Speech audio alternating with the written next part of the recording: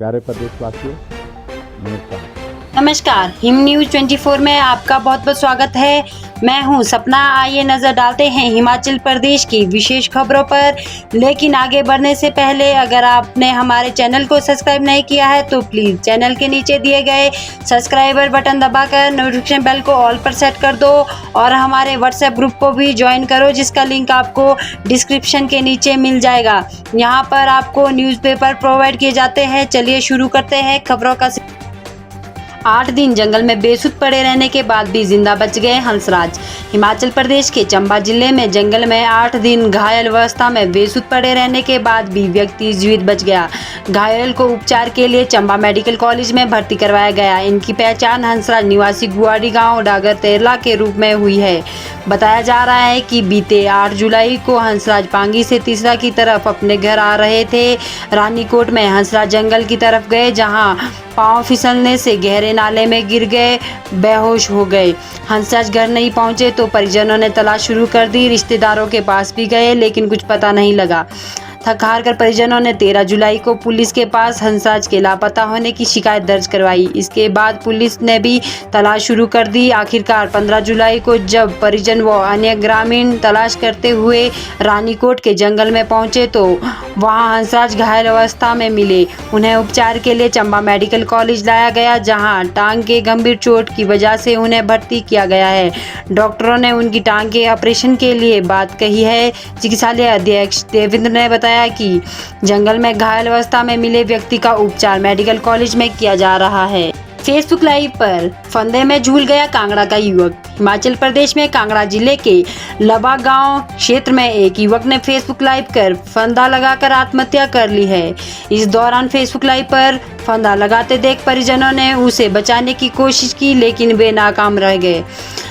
प्रदेश में इस तरह का पहला मामला है जब ऋषि कुमार 19 वर्षीय ने लांबा गांव में अपने घर पर आत्महत्या की। उस समय घर में कोई नहीं था। युवक की बहन और मां है जो बद्दी में रहती है। युवक की मां बद्दी में नौकरी करती है। आत्महत्या के कारण का अभी पता नहीं चल पाया। बताया जा रहा है कि युवक के पिता भी आत्महत्या कर चुके हैं। HPU शिमला ने फिर बढ़ाई PG में प्रवेश के लिए ऑनलाइन आवेदन की तिथि। हिमाचल प्रदेश विश्वविद्यालय ने नए शैक्षणिक सत्र 2021-2022 में स्नातकोत्तर डिग्री कोर्स में प्रवेश लेने के लिए एक बार फिर से ऑनलाइन आवेदन की तिथि को बढ़ा दिया गया है। विश्वविद्यालय में 9 अगस्त से PG में प्रवेश के लिए प्रवेश परीक्षाएं आयोजित करने की तैयारी है, जो पूरे महीने चलेगी। अधीक्षता अध्ययन कार्यालय की ओर से जारी की गई अधिक सूचनाएं के मुताबिक प्रवेश परीक्षाएं आधारित कोर्स में प्रवेश के लिए 24 जुलाई तक तिथि बढ़ाई गई है, जबकि मैट्रिक आधारित PG डिग्री कोर्स में प्रवेश के लिए ऑनलाइन आवेदन की तिथि को 2 अगस्त तक बढ़ा दिया गया है। आवेदन की अंतिम तिथि को बढ़ाने के फैसले के कारण प्रवेश परीक्षाएं का शेड्यूल जारी होने में 2-3 दिन का समय लग सकता है। प्रवेश परीक्षाएं UG अंतिम वर्ष की चल रही परीक्षाओं के समाप्त होने पर 7 अगस्त के बाद ही शुरू की जाएगी। रोहड़ू सावन के पहले सोमवार को खुदाई में निकला 4.5 फीट का शिवलिंग। हिमाचल प्रदेश के शिमला जिले के रोहड़ू उपमंडल के कलोटी में देवरा नामक स्थान पर खुदाई के दौरान 4.5 फीट का ऊंचा शिवलिंग निकला है। खुदाई के दौरान भगवान गणेश की पत्थर पर बनी मूर्ति और कार्तिकेय महाराज की मूर्ति भी मिली है। सावन मास के पहले सोमवार को शिवलिंग को गांव में स्थापित किया गया। शिवलिंग को देखने के लिए लोगों का तांता लगा। गांव वालों ने शिवलिंग की स्थापना कर स्थान को पवित्र मानकर अब गांव में मंदिर निर्माण करना भी शुरू कर दिया है। जिस स्थान पर यह मूर्ति मिली है उस स्थान का नाम देवरा है, जिसका अर्थ होता है देवी देवताओं के बैठने का स्थान। यूं तो यह गांव में यह स्थल पहले से ही पूजनीय था। इस शिवलिंग का थोड़ा सा हिस्सा कई वर्षों से दिखाई पड़ता था, लेकिन यह पता नहीं था कि पत्थर पर विशालकाय शिवलिंग है। मनाली हाईवे पर 7 मील के पास भूस्खलन से बसों में घंटों भूखे प्यासे फंसे यात्री। चंडीगढ़ मनाली हाईवे पर 7 मील के पास सोमवार सुबह हुए भूस्खलन ने आपदा प्रबंधन के पुख्ता प्रबंधों की पोल खोल दी है। सुबह 8 बजे चंडीगढ़ हाईवे पर 1 दर्जन से अधिक निगम और निजी बसों में सवार यात्री घंटों भूखे प्यासे बसों में कैद रहे। इन्हें गंतव्य स्थान तक पहुंचने के लिए किसी ने भी जहमत नहीं उठाई। वैकल्पिक मार्ग से छोटे वाहनों को रवाना कर दिया गया, जबकि बड़े वाहनों में सवार यात्रियों का हाल किसी ने नहीं जाना। निगम की बसों में छोटे बच्चों के साथ सफ़र कर रही महिलाओं को सबसे अधिक परेशानी झेलनी पड़ी।